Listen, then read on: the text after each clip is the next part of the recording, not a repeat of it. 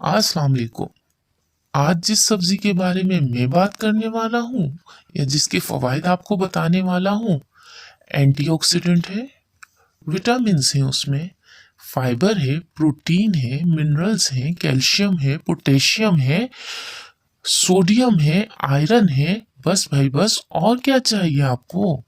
और एक इंतहाई जबरदस्त बात, जेब पे बहुत हल्की है पर फायदों में बहुत ज्यादा। जी जी, तस्वीर देख के आप समझ गए होंगे, मैं बात कर रहा हूँ शकरकंदी के बारे में।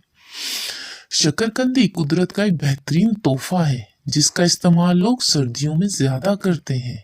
पहले भी बताया, कम कीमत है पर सेहत के लिए मुफीद।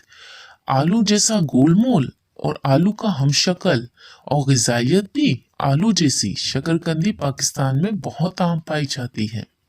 ठेलों पर जा बजा नजर आती है और गर्मा गर्म शकरकंदी और उस पे नमक और चाट मसाला, वाह भाई वाह, मजा ही आ गया।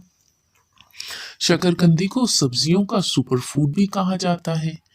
ये हरारत बख्श और मकवी है। उसके अलावा शकरकंदी, एक कप बगैर छिलके की शकरकंदी में 200 ग्राम कैलोरीज होते हैं और एक कप छिलके वाली शकरकंदी में 180 ग्राम कैलोरीज पाए जाते हैं। शकरकंदी आंतों की सेहत के लिए बेहतरीन है, दिल की बीमारियों से बचाती है।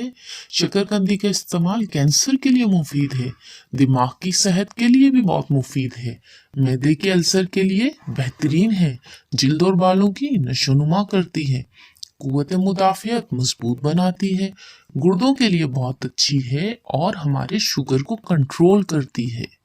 और क्या फायदे चाहिए। सर्दियों का मौसम है, कुछ वक्त के लिए आई है, एंजॉय कीजिए, खाइए।